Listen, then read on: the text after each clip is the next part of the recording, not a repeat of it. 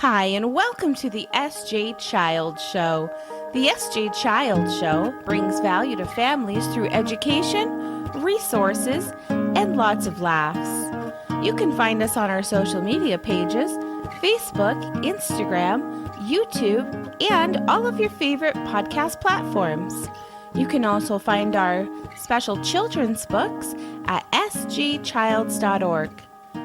This month is April Autism Action Month. All of our guests in April will be autism warriors, and we are celebrating them and bringing this to the forefront. Enjoy the show. Welcome to the S.J. Childs Show. I'm your host, S.J. Childs, and today I have a very talented guest. Paul Lewis, he is an actor, writer, and producer, and I'm probably forgetting plenty of other things, but we'll let him fill you in on those wonderful talents. Thank you so much for being here, Paul. For having me, SJ. Appreciate it. Yeah, I'm so excited. Something you and I both have a strong vision and motivation mission for is spreading autism awareness. And your film that you just produced, tell us about that and maybe just what started you on this journey?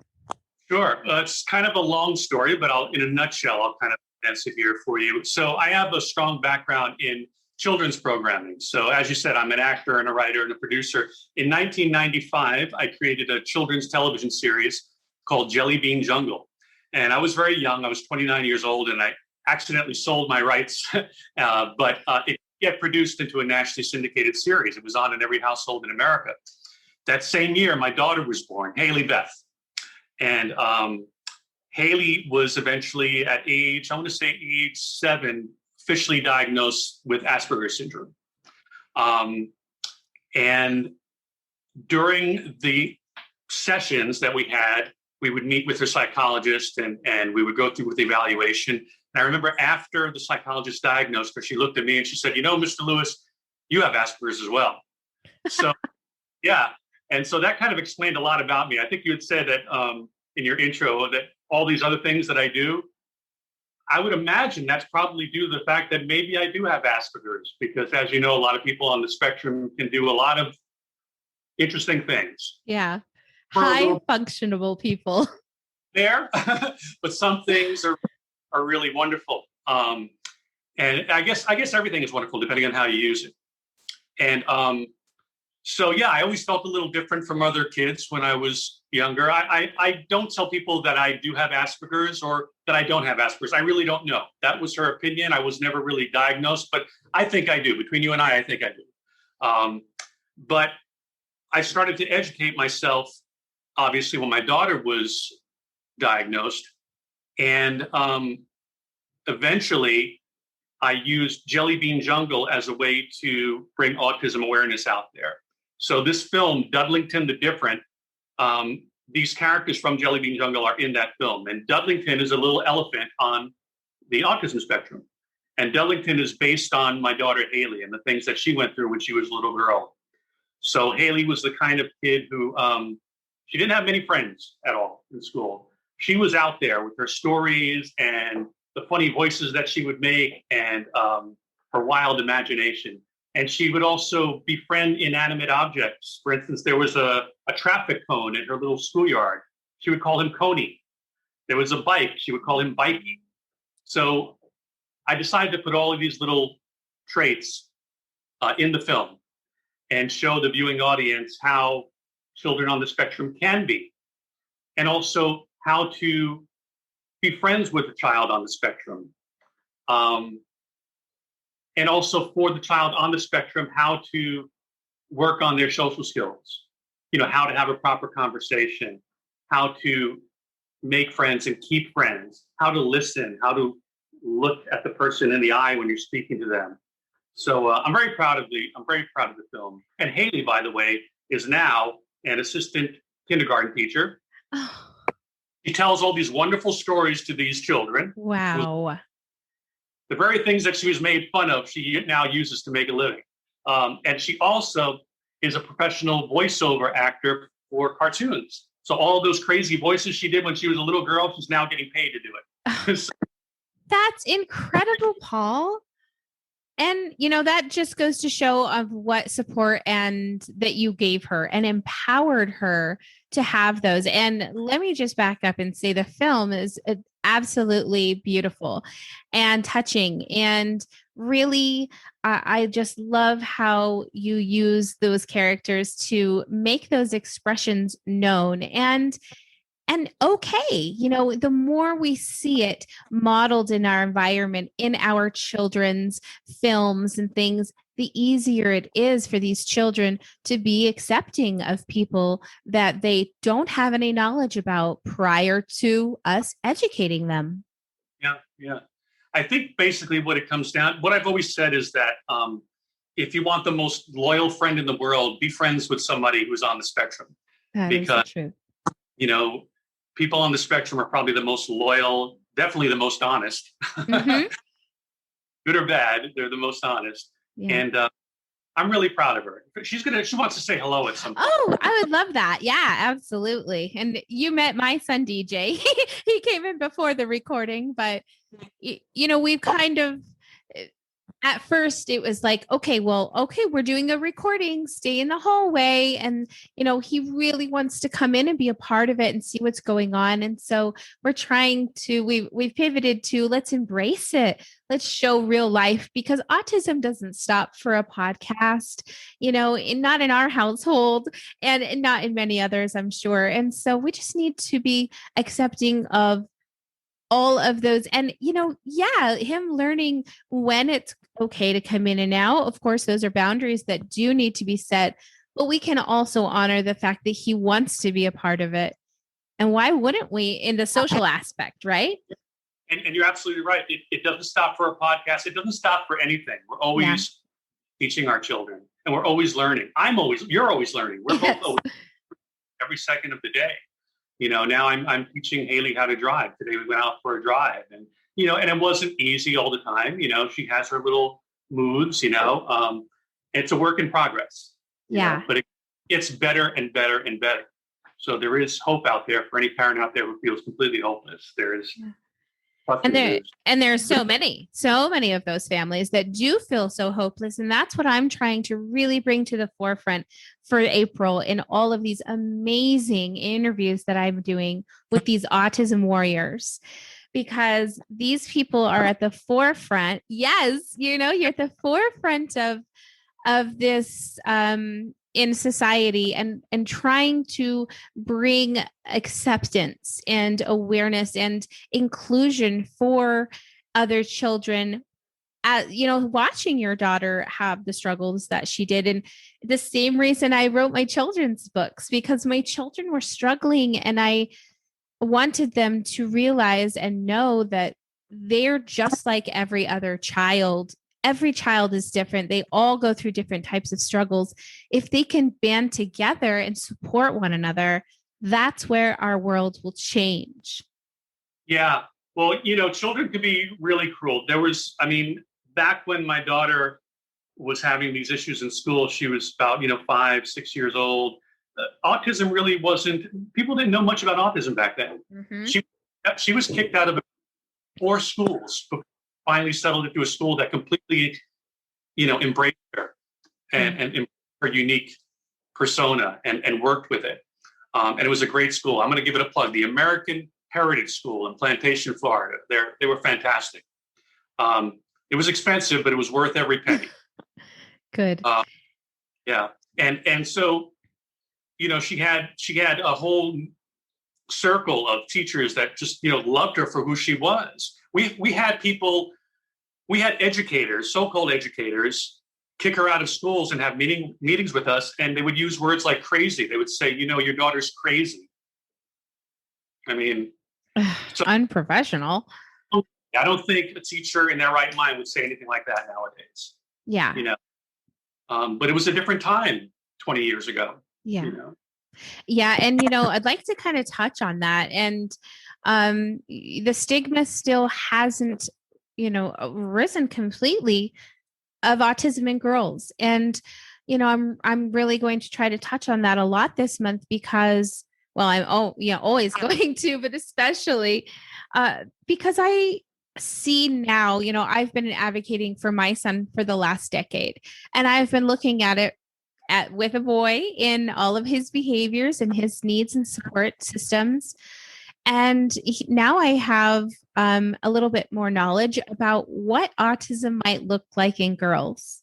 And it's opened up a whole new ball game for a 21-year-old daughter and a 9-year-old daughter.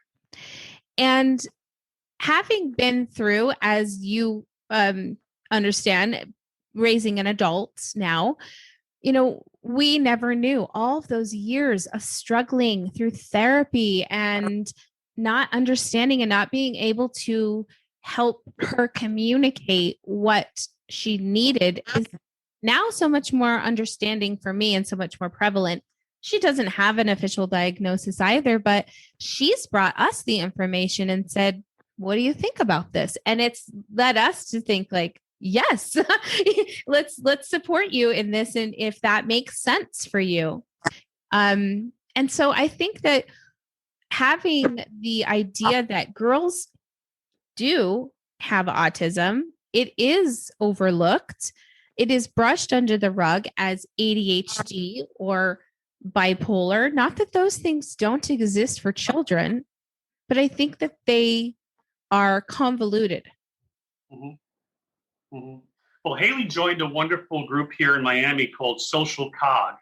And what it was a group that I think was sponsored by, I want to say one of the local hospitals. I don't know exactly which ones. I'm not going to be specific here, but it was called Social Cog, and it was a group of adults, young adults with Asperger's or on the spectrum in general. And they would go on outings every week. And they were supervised by therapists, psychologists, parents, wow. and or they go to amusement park, but they would make friends, and it was wonderful for her. And there was a very small amount of females in this group. The majority of them were men, young men. So they were eager to have Haley aboard just to balance it all out. But she made a lot of friends this way. And to this day, she still has those friends. So it's pretty wonderful. And the beauty of that is that it's something that can be done in any community. I mean, you can make your own social cog. It's their name. I don't want to take away their trademark name, but you can make your own social group for our. Yeah, no, I completely agree. And in fact, I actually do run an advocacy group on Facebook, a autism support I can't even say it, autism advocacy support group, where we host both, adults and children with, families with children. But I also love to open the floor up for those autistic adults that want to come in, that want to have chats, they want to begin, know where to start kind of in their social, wanting to just be more social. And I've found I'm so happy with the way that things are turning out and the connections that are being made. And it's just so great to see. And that's a fabulous program to be able to create. Like you said, it can happen in any community. Yeah, absolutely. Just a little organization, a little dedication, Yeah, it's really wonderful. She wants to say hello. Can I just grab her? Yeah. Are you able to cut this as I jump out and grab her? You're fine. Well, this is real life, folks. Here we go. Sing a song or something while I leave the room. There we go. Go and check out Duddlington is Different. It is such a sweet film that was produced. And, Paul put his heart into it. It is a great work of art. So please go and check that out. We'll put a link for that film down in the description so you can check it out. Yeah. The film called Duddlington the Different. It's a 22-minute long musical film, original songs, original characters. And my beautiful daughter, who is entering the room right now, come and sit next to me. Okay. And this is Haley. She provides a lot of the voices for the characters in the film. Hello. Hi, Haley. I'm so honored and so pleased to meet you. How are you doing? Very well, thank you. And you? Oh, I'm fantastic. Even better now. So do you love being a voiceover? Yes, it's really fun. And I love how your dad supported those, unique talents that you had and empowered you to do them for your own success. I'm so proud of you. Thank you so much. Yeah, absolutely. And I'm sure your dad is so proud of you too. I can just tell, right? Just sitting here right next to you, he's so proud of you. You want to tell us about some of the struggles that you had like as a young girl with Asperger's and how you've been able to overcome some of those, or how you're working on some of those things to this day? I had a hard time socializing with other kids. I was the girl that used to talk to like tricycles I told her in the that. schoolyard. I still struggle with some things like interrupting other people or going on tangents because of my hyperfixation and not listening. We all need to learn how to do that better. Don't worry.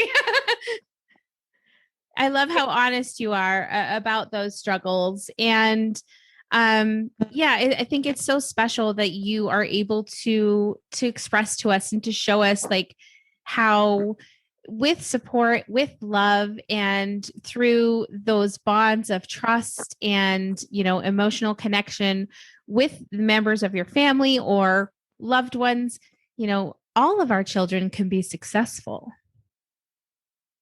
Absolutely. How old are your children? You said you have an older one, and how old is what's your son's name? Age? I'm sorry. DJ is 11, and I have a daughter who's 9, and she is going to be tested next week. Okay. And I believe strongly that she also has Asperger's, as does my husband. And and you and I shared that we're probably not too far off that line either. And it's really just with the kind of traits that those of us on the spectrum have. I mean, what I mean is, for instance, when I was a kid growing up in New York City, I was interested in things that a lot of kids weren't really doing. I was interested in puppets, and I was interested in doing impressions of old movie stars and things like that. But what was interesting is that the kids that were in my community, we grew up in the projects. It was underserved community. We grew up in the Ravenswood housing projects, and they embraced it. They thought it was so cool. So I was lucky. I was the kid that if you go over my house, you're going to get something that you're not going to get over at the other. In fact, I ran into an old friend of mine in New York about a year ago, and he said, you did some great service to us kids back then. He said, because of you, I know now who Edgar Bergen is. You know who Edgar Bergen is? That a writer? No, see, Edgar Bergen is a famous ventriloquist from like the 1920s. He started in radio. So, oh my gosh. But I was thrilled to hear that, though. I was absolutely thrilled to hear that. So again, it's hit or miss. Some of the things that, some of the knowledge that those of us on the spectrum share with others may be considered really out there, but some of it is really embraced. It just depends. Yeah, no, I completely agree. Oh, DJ came back to visit. You want to say hi this time? Hi. Okay, come here. You can say hi. We can even put the headphones on this time and you can say hello. Say hello to Paul and Haley. Hello, Paul and Haley. Hello. How are you? Tell them what are some of your interests that you have right now, DJ? When is your birthday, Paul? When is my birthday? My birthday is June 8th. Haley's birthday? December 12th. What about yours?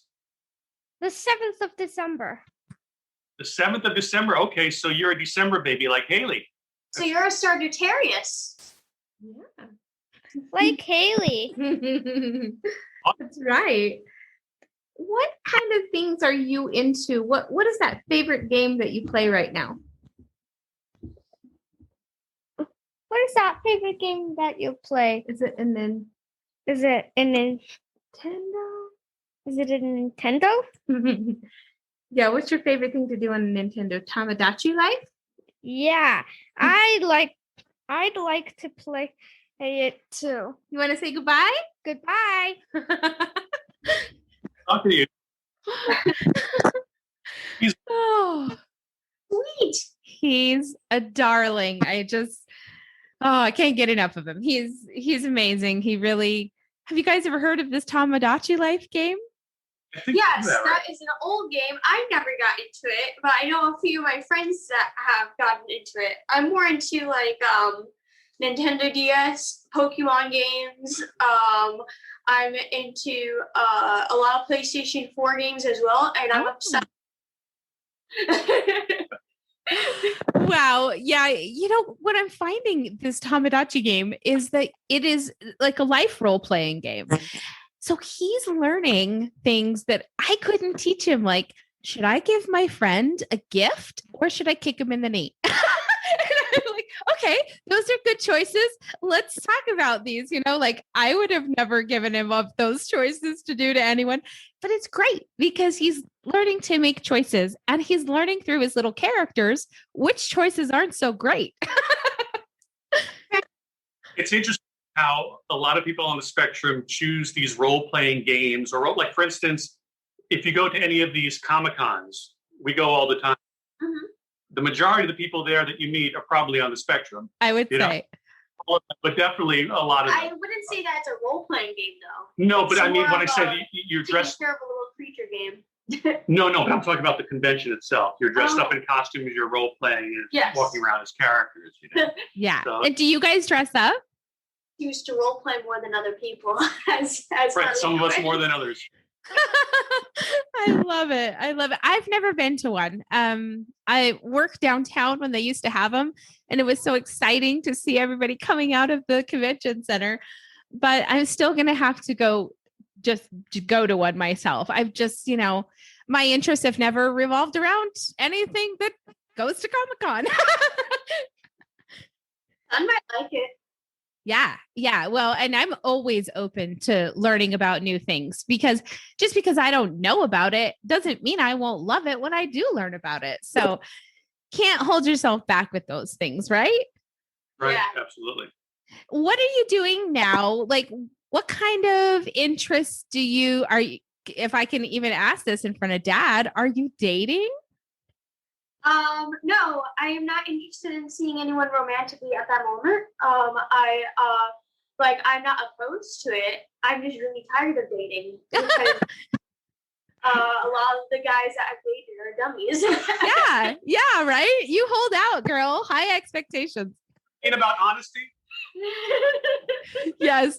Yeah. And that's what we're trying to get our daughter's little friends to understand is that she was just being honest. I'm sorry.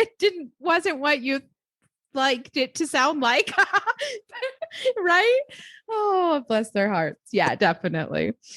Wow. I'm so glad that you got to come on, Haley, and talk to us. It's such a fantastic, this is going to be such a fantastic interview. I am so glad to meet you guys. What kind of projects are you guys working on? Anything new right now? I'm looking for more funding to continue this type of series for children and for families. So I want to spread autism awareness via the use of puppetry and music and videos for young children. So Duddlington the Different was funded by the Adobe company that makes Adobe Premiere, the software. I applied for this grant about a year ago, and then about 2 months ago, I got this email saying, "Hey, you got the grant." I was, wow, I got to even apply for it. So, so I created. But I'm looking for more funding to produce a series of these for children. So I'm thinking of calling it the Mighty Me series. Oh, I like that. And Duddlington, the elephant in the Duddlington the Different story, has a superhero character that he created called Mighty Man. So the Mighty Me series will be a similar set of videos for children and their families on autism awareness. I love that. Well, if you need any ideas, being a writer, I have lots of characters back there too. And I have some different, I have 2 books about autism.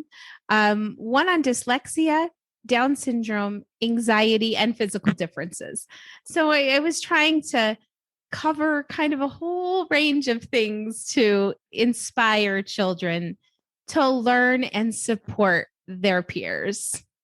Wonderful. Are they published? Yes, they are. They're published on Amazon, self-published. And yeah, it was fantastic. In fact, out of that, my little 9-year-old, when she was 8, published her own book. She illustrated this entire book herself. And it is just so cute. And she's a great little artist for, like, I guess like you could only compare yourself to yourself, really, but I was never a good artist. And so to watch her do these, I'm like, that's amazing. So the same for you. I'm just encouraging it, watching them grow. These talents that they, Exactly. there was one teacher that you had, Miss Van Hazen. Do you remember her? I remember her saying, I love her. Haley had written some kind of incredible story. And how old were you? Like 6 years old, 7 years old or something? In that grade? No, I was younger. Younger. Okay. But I remember her saying to us, I cannot ignore this talent that your daughter has, And I love that.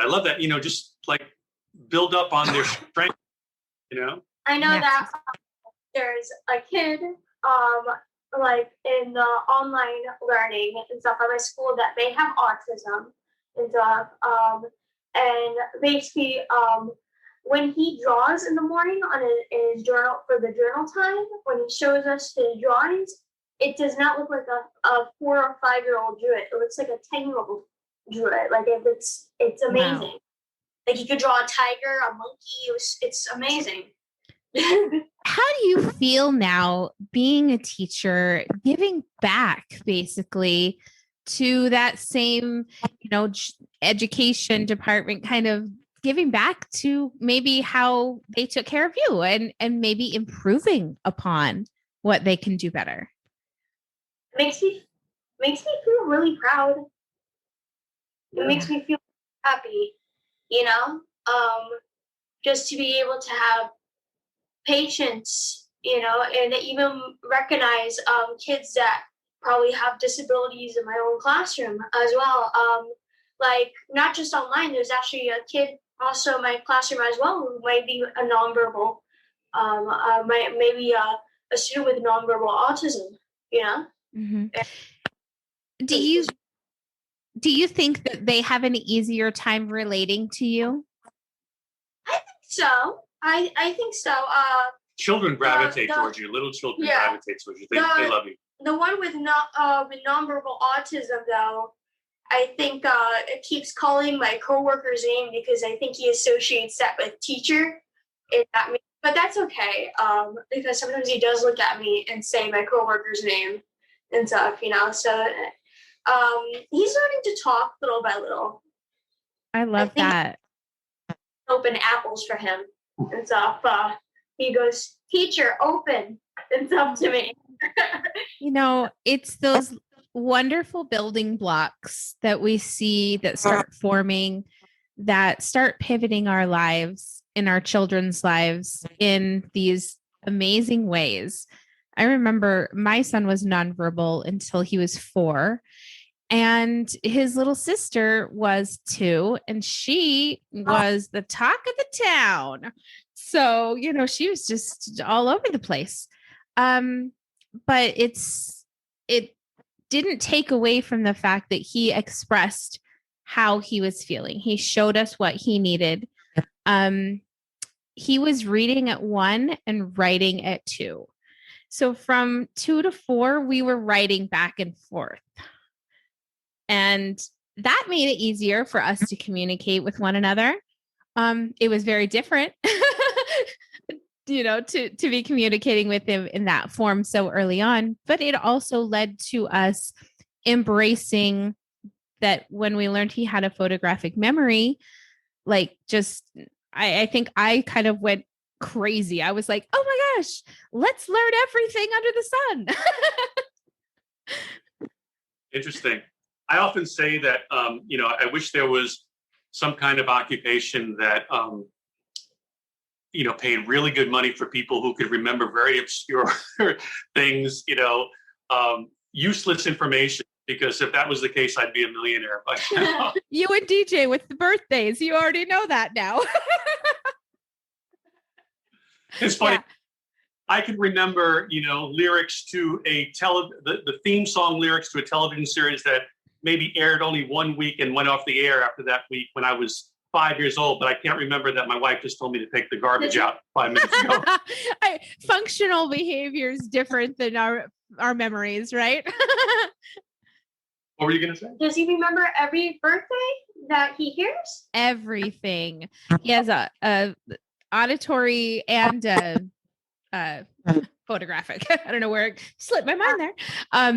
Yeah. So we realized, because he would come home, and like I said, he still wasn't talking. He would come home and write down license plate numbers or street names or the names of stores. Oh, I remember him writing down, "Oh, thank heaven, 7-Eleven," or Ross Dress for Less. Go, okay.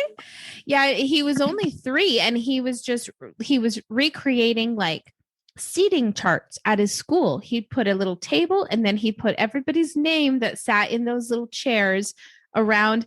And not to mention, this was happening on our walls. Wow. But so does he see like solutions to things, to problems? Is he able to figure out solutions? Well, and yes, absolutely. I don't think that he's at the communication level that I could pose a problem for him and he could solve it necessarily, unless it was math, of course, and then that's no problem at all. But like, if I ask, like small things he could do. But for example, he got really into video editing for a while when he was like 8 or 9. And so he found this program, AVS Video Editor, and the software was like $400. But we got, this deal where we finally were like, okay, we're getting this for him because he's showing such an interest in doing this. And so now we have this great video editing, now we're using it for our own experiences. But when we started, he wouldn't show us how to use it. Like, he's not interested in being part of the, part of the solution, if you will. He just uses it for his own interests, basically. Maybe he'll be your producer one day. Yeah. Producer, linguist. I think he's memorized 25 plus languages. Yeah, it's been a wild ride. Like you said, we're learning every day. This mom, yeah, I secretly have a master's already. So going for that PhD. Right. Hold on 1 second. I'm low on power. Let me just make sure that, there we go.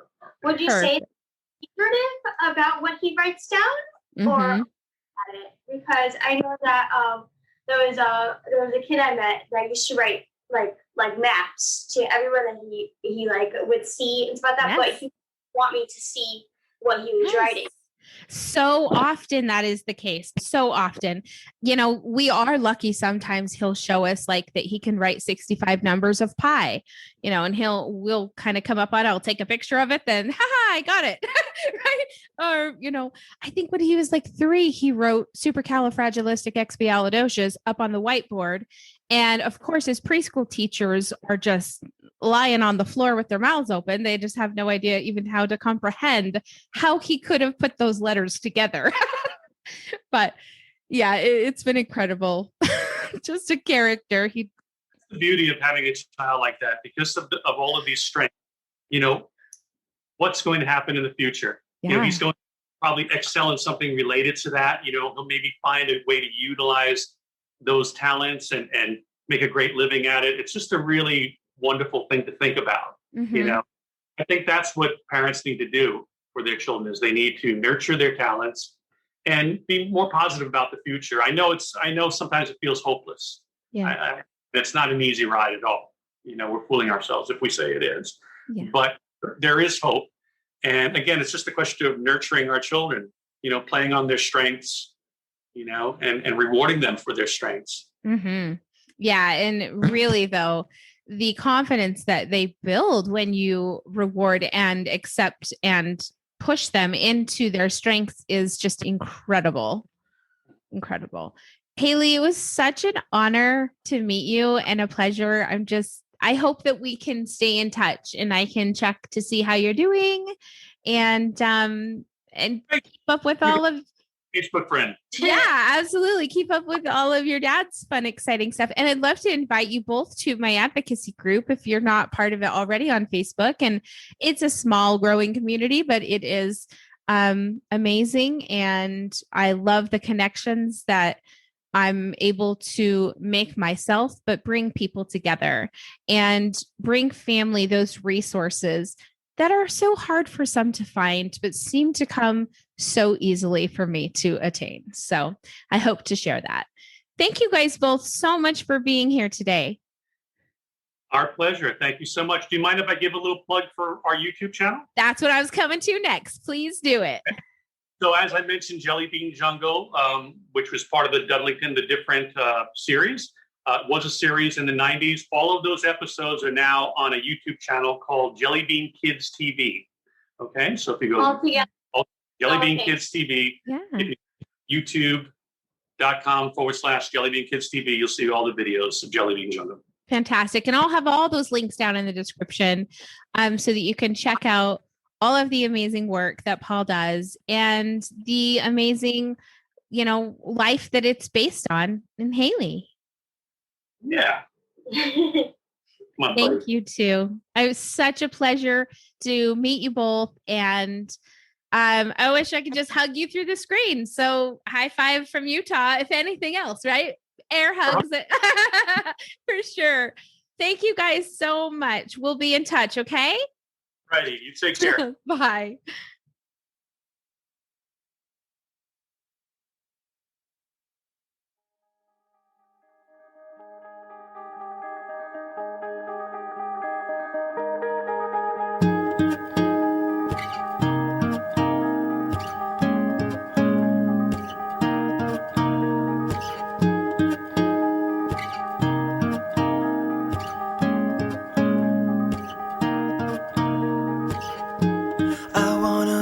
Kind of guy that keeps you warm at night when you are cold. I'll grab some blankets from my bed, wrap them around your chest, and I'll pull you close. We'll flip some channels to find out there's nothing on right now to ease your mind. Sit back, relax, there is no rush, no need to speed things up. All we have is time to think about the future, forget about the past. Time to figure out a way to make this moment last. To make this moment last. To make this moment last.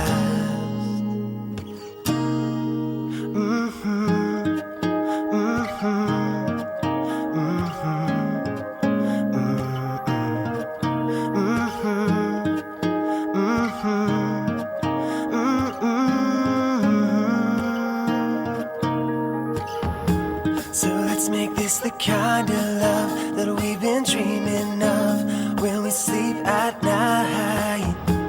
We'll get a little house to live in, have a couple kids, and we'll sleep tight.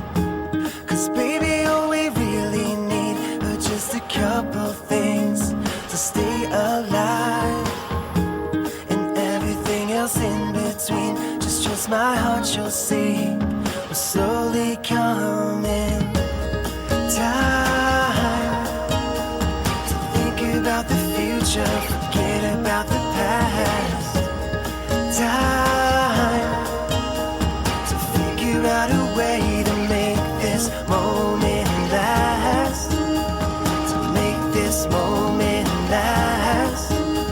To make this moment last.